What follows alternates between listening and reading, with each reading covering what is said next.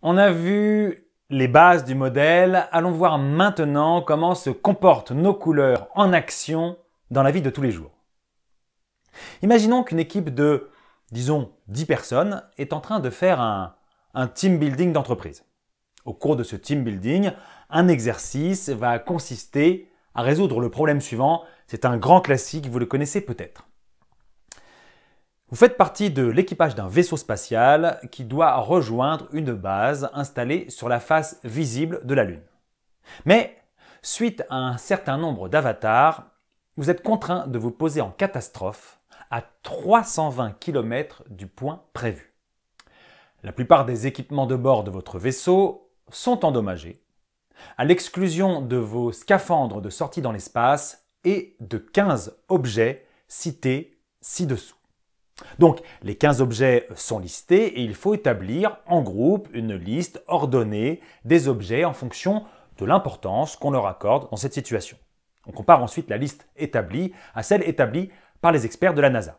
Alors évidemment, l'intérêt quand on observe ce genre d'exercice, c'est pas de voir si le groupe va arriver à une bonne décision proche de celle des experts, mais c'est plutôt de voir comment ils communiquent pour arriver à une décision, quelle qu'elle soit, ou pas de décision d'ailleurs.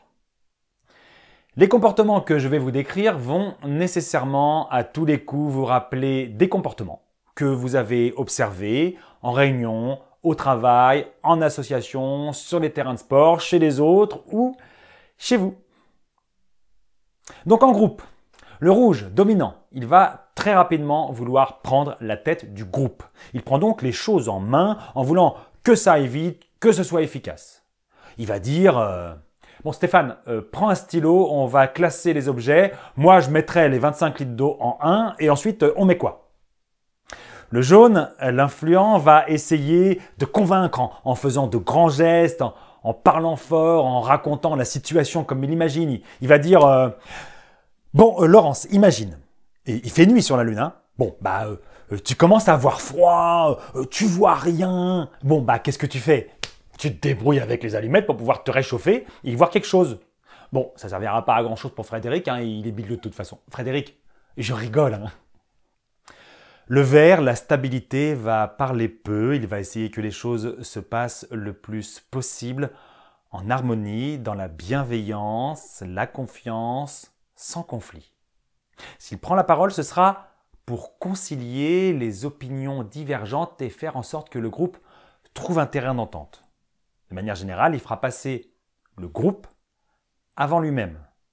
Dans ce cas, il dira par exemple « Je pense que Laurence et Frédéric, vous êtes plutôt d'accord, donc si on met la boîte d'allumettes en 4e position, est-ce que ça va à tout le monde?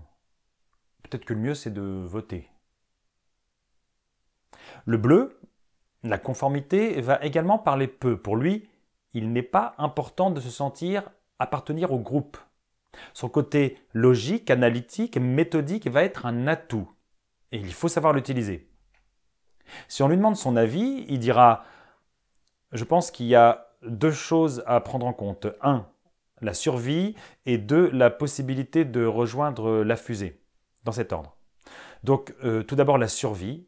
Regardons les objets 1 à 1 et affectons-leur une note de 0 à 10.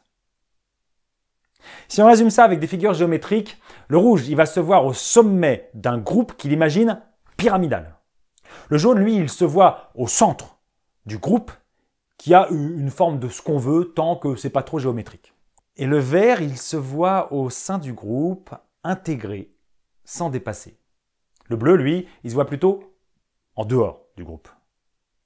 Le comportement en groupe, il est très intéressant parce que on se rend compte qu'un groupe où il n'y aurait que des gens très rouges, par exemple, deviendrait une lutte pour prendre la tête de celui-ci. Un groupe où il n'y aurait que des gens très jaunes, ça deviendrait rapidement un joli capharnaüm, très créatif, mais avec une difficulté à prendre des décisions et des décisions logiques. Un groupe avec uniquement des verts, ça serait un lieu de discussion policé, mais avec une difficulté réelle à mettre ses discours en action concrète, avec des décisions. Et enfin, un groupe qui ne serait composé que de bleu donnerait lieu à des discussions interminables, voire de l'ergotage sur des points de détail avec un cruel manque de vue d'ensemble. Ça nous permet de réaliser un point essentiel. Un groupe a besoin de tous les profils, les 4 profils pour bien fonctionner. Un groupe a besoin de rouges qui vont prendre les choses en main et les faire avancer. Mais il a aussi besoin de jaunes qui seront très créatifs, qui ajouteront une belle part d'humain et de bons moments dans tout ça.